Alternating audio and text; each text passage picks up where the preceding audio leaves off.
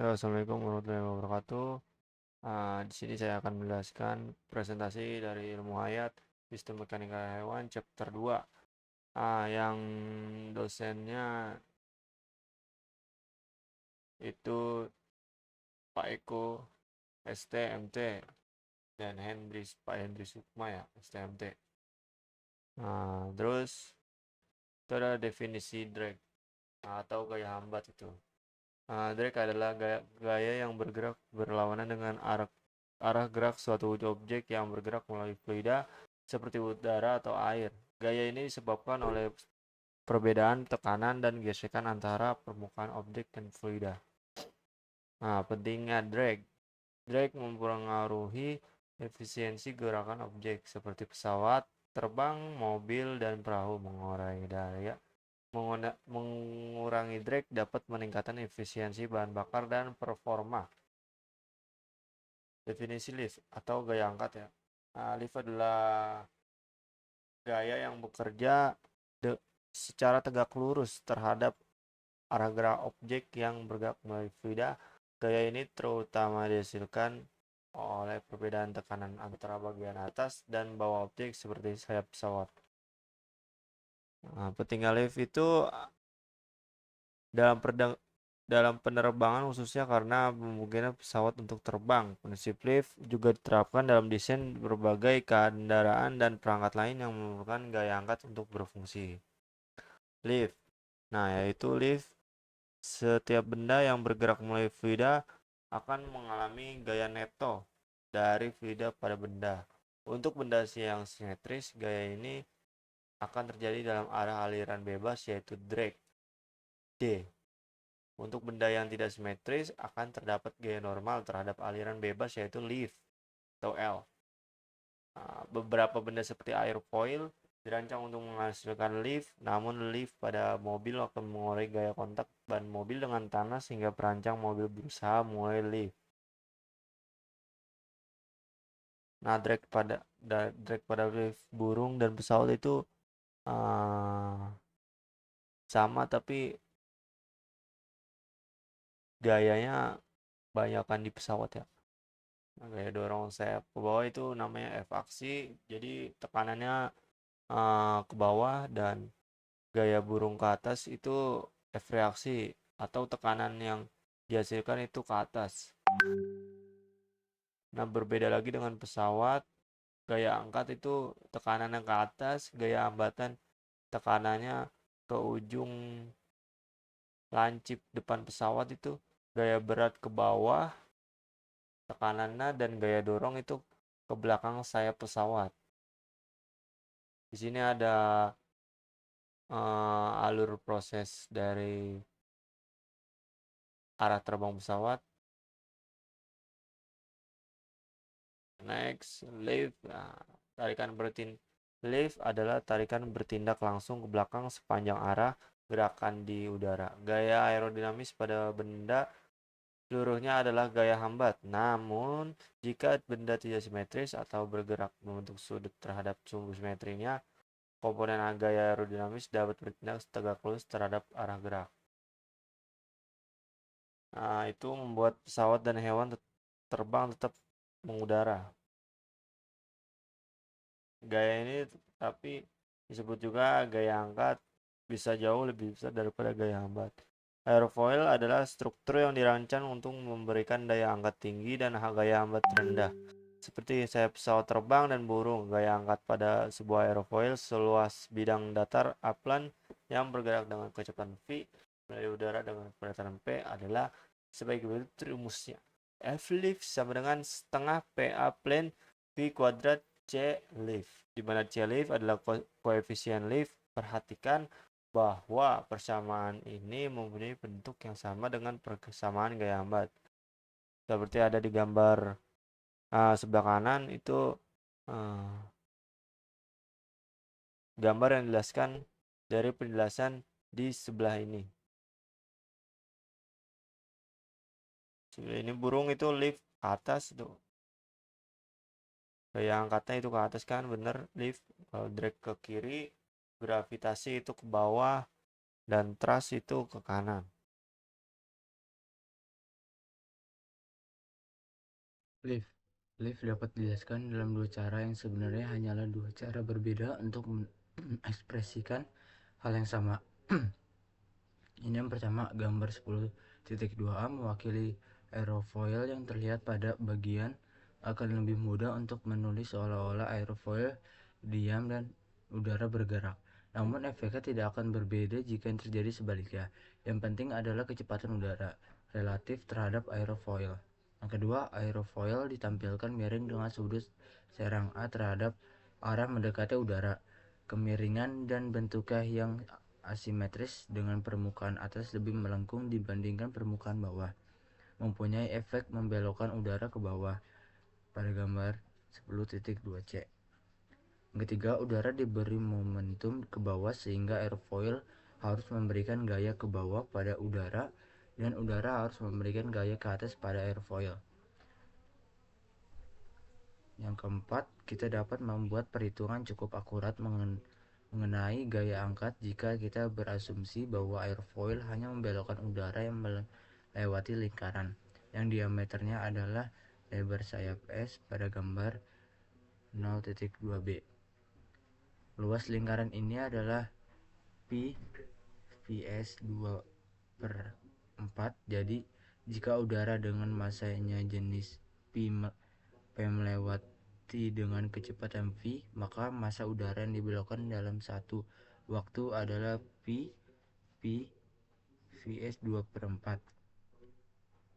Biarkan udara ini dibelokkan membentuk sudut sudut sehingga diberikan kecepatan ke bawah v tan momentum adalah massa dikalikan kecepatan. Jadi laju perubahan momentum adalah massa dikalikan percepatan yang menurut hukum gerak kedua Newton sama dengan gaya. Lift. Kecepatan di mana udara diberikan momentum ke bawah atau massa dibelokkan dalam satuan waktu dikalikan dengan kecepatan ke bawah adalah Vp V2 S2 per 4 ini sama dengan lift F lift sama dengan V pangkat 2 S pangkat 2 per 4 tan. Cara kedua menjelaskan gaya angkat bergantung pada prinsip Bernoulli, salah satu prinsip dasar aerodinamika. Prinsip Bernoulli berlaku pada aliran lunak sepanjang garis arus. Aliran di sekeliling suatu benda disebut tunak jika kecepatan pada suatu titik tertentu relatif terhadap benda selalu sama, meskipun partikel-partikel tidak dapat bertambah cepat dan merambat ketika bergerak. Garis arus streamline adalah suatu kurva yang arahnya kemana-mana sama dengan arah aliran fluida dalam aliran tunak. Partikel-partikel fluida bergerak sepanjang garis arus. Terakhir, garis putus-putus dengan panah pada gambar 10.2c adalah garis arus. Gambar 10.2 gram yang menggambarkan pembahasan tentang daya angkat A. Bagian aerofoil menunjukkan sudut serang A.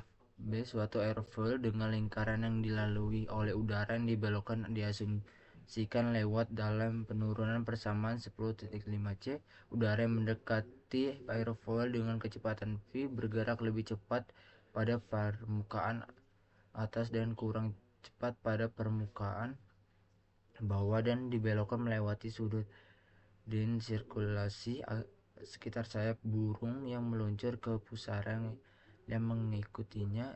Komponen vertikal kecepatan udara pada penampang melintang yang melalui bangunnya. Dia adalah diameter inti salah satu pusaran tertinggal. Lift Bernoulli hanya berlaku jika gaya Fiskov cukup kecil sehingga usaha yang dilakukan terhadap viskositas dapat diabaikan. partikel fluida yang bergerak mempunyai energi kinetik, energi potensial gravitasi, dan energi akibat tekanannya. Energi-energi ini dapat berubah ketika mengalir sepanjang garis arus, tetapi jika alirannya stabil dan tidak ada kehilangan viskos, jumlah energi ini tetap konstan. Sebuah partikel fluida yang bervolume V dan bermassa PV yang bergerak dengan kecepatan V mempunyai energi kinetik 1/2 PV 2V. Jika benda berada pada ketinggian H dan kecepatan gravitasinya G, maka energi potensial gravitasinya adalah PGHV. Jika tekanan P, energi tekanannya adalah PV. Jadi prinsip Bernoulli memberitahu kita bahwa ketika ia bergerak sepanjang garis arus, energinya persatuan volume 1/2 PV pangkat 2 tambah PGH tambah P sama dengan konstan.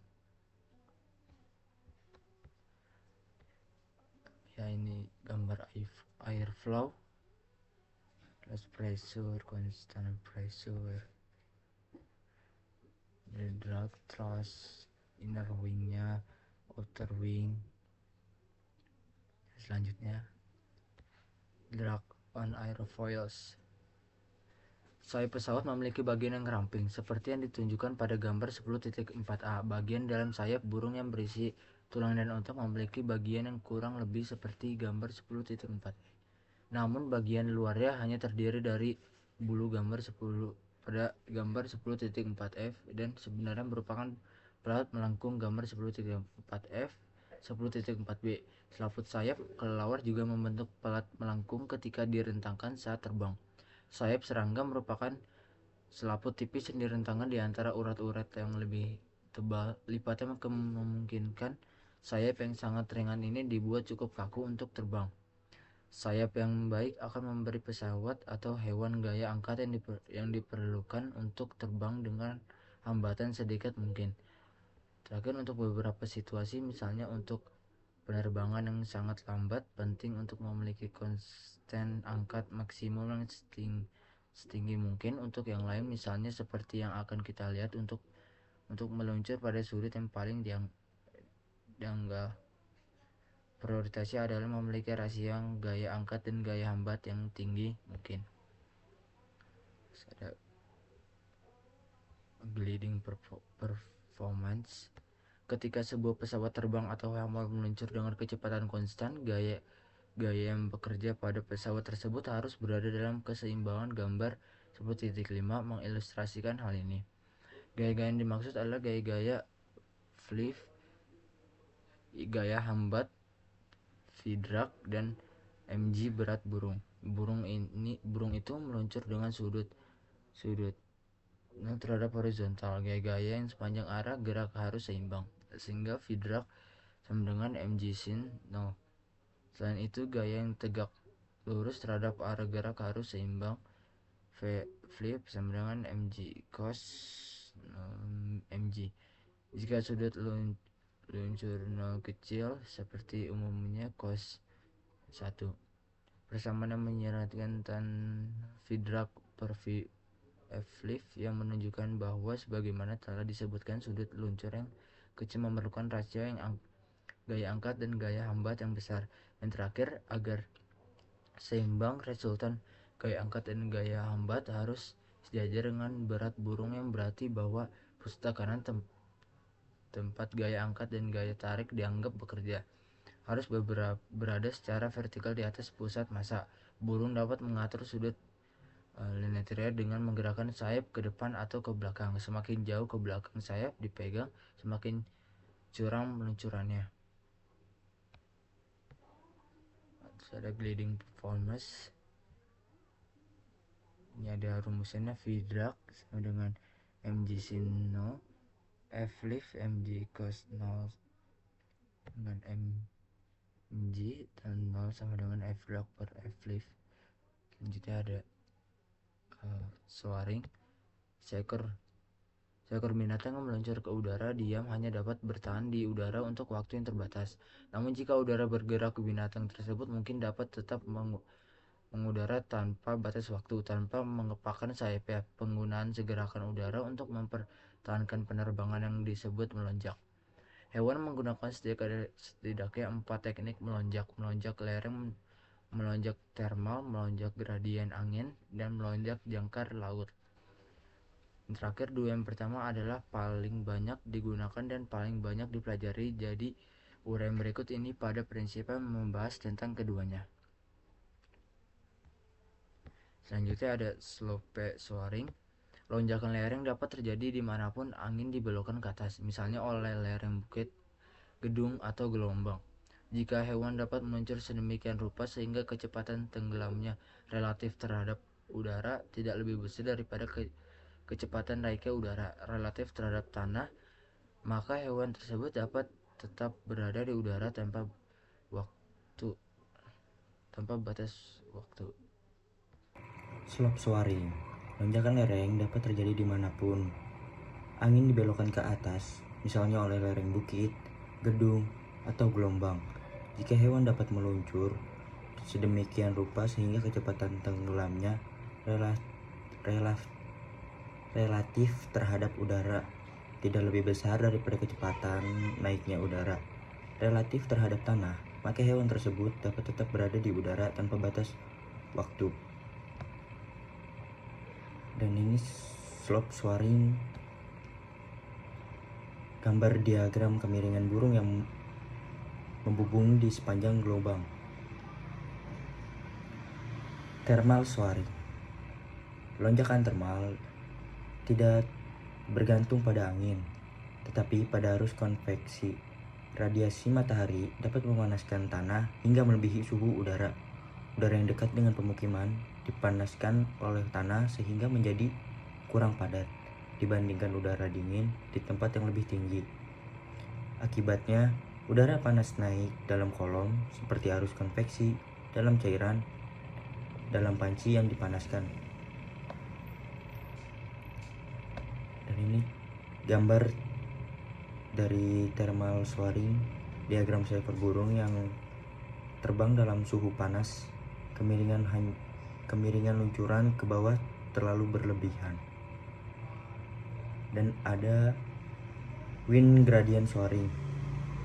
Lonjakan gradien angin, juga disebut lonjakan dinamis, adalah teknik yang kadang-kadang digunakan oleh elang laut Wilson 1975.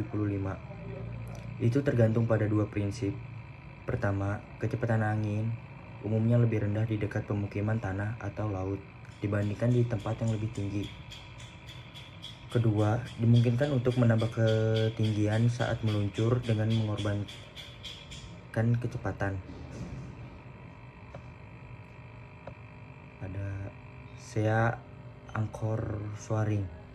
Melonjak dengan jangkar laut merupakan teknik yang digunakan burung petrel badai atau oceanites untuk menjaga diri mereka tetap berada di udara tepat di atas pemukiman laut saat mereka mencari ikan kecil dan cumi-cumi yang menjadikannya makanan. Dan ada hovering atau melayang. Melayang berarti terbang agar tetap diam relatif terhadap udara di sekitarnya. Aliran udara di sekitar hewan yang melayang. Hewan melayang dengan mengepakkan sayap untuk menggerakkan udara ke bawah. Prinsipnya sama seperti saat melayang di helikopter. Yang baling-balingnya juga menggerakkan udara ke bawah agar hewan dapat tetap mengudara. Momentum ke bawah harus diberikan pada udara dengan kecepatan yang sama dengan berat hewan. Hewan umumnya melayang dengan mengepakkan sayap pada bidang horizontal, kurang lebihnya seperti itu. Aliran udara di sekitar hewan yang melayang. Setiap sayap mempunyai panjang R dan bertindak melalui sudut P, sehingga udara yang dipercepat oleh sayap melewati dua sektor lingkaran yang ditunjukkan pada gambar 11.1. Ketika akan mengabaikan pergerakan sayap dan menganggap sektor-sektor tersebut sebagai akuator, yang menerapkan perubahan tekanan mendadak pada udara yang melewatinya. Awalnya, udara ini tidak bergerak. Massa jenisnya adalah P, dan luas total kedua sektor tersebut adalah R2P. Udara melewati sektor-sektor dengan kecepatan v, dan akhirnya menjadi kecepatan v-wake dibangun jauh di bawah hewan. Jadi, massa udara yang dipercepat dalam satuan waktu adalah PR2P-fin, dan laju momentum yang diberikan pada udara tersebut adalah PR2P-fin v-wake. Ini harus sama dengan mg berat hewan. Sebagian besar daya yang diperlukan untuk melayang adalah daya induksi, yaitu daya yang diperlukan untuk memberikan energi kinetik pada udara yang dipercepat. Daya induksi pin sama dengan laju energi kinetik. Terus ada stall, gambar 11.1, diagram pergerakan udara yang dihasilkan oleh hewan yang melayang. Fenomena yang disebut penundaan terhenti atau delay stall berperan besar dalam memungkinkan terjadinya koefisien angkat yang tinggi bagi maduka dan hewan melayang lainnya. Gambar 11.4a menunjukkan aliran udara pada aerofoil yang ramping seperti sayap pesawat terbang pada sudut serang sedang. Aliran tersebut melekat erat pada permukiman aerofil. Namun, jika aerofil berupa pelat tipis dengan ujung depan yang tajam, atau jika sudut serangnya tinggi, atau keduanya, pola aliran ditunjukkan pada gambar 11.4b berkembang. Aliran di atas permukiman terpisah dari tepi depan dan menyambung kembali lebih jauh ke belakang, menjebak pusaran tepi depan tempat udara bersirkulasi seperti yang ditunjukkan awalnya. Setelah aerofil mulai bergerak dari keadaan diam, perputaran kecil dan daya angkat sedikit. Saat pergerakan berlanjut, pusaran terdepan bertambah, sirkulasi terikat menguat, dan gaya angkat meningkat. Akhirnya, jika sudut serangnya tinggi, pusaran tepi depan terlepas dan hilang. Setelahnya, sayap terhenti dan gaya angkatnya hilang. Namun, dalam waktu singkat sebelum hal ini terjadi, gaya angkat mungkin jauh lebih tinggi daripada yang dapat dipertahankan dalam keadaan stabil. Udara di pusaran mengalir dalam bentuk spiral membentuk kerucut. Gambar 11.4c, di ujung sayap, pusaran terdepan bergabung menjadi cicin pusaran yang berkembang.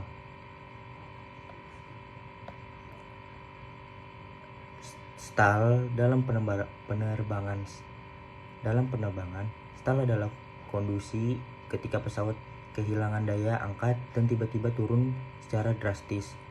Hal ini bisa terjadi ketika pesawat bergerak dengan sudut hidung yang mengarah ke atas atau nose up lebih dari 15 derajat. Stall dapat terjadi saat lepas landas atau hendak mendarat ketika kecepatan pesawat relatif lambat. Ya, baik. Terakhir itu ada anggota kelompok saya, yaitu saya sendiri, Racer Del Muhammad. Yang kedua itu Tian Dako, yang terakhir itu ada Bekti. Sekian. Wassalamualaikum warahmatullahi wabarakatuh.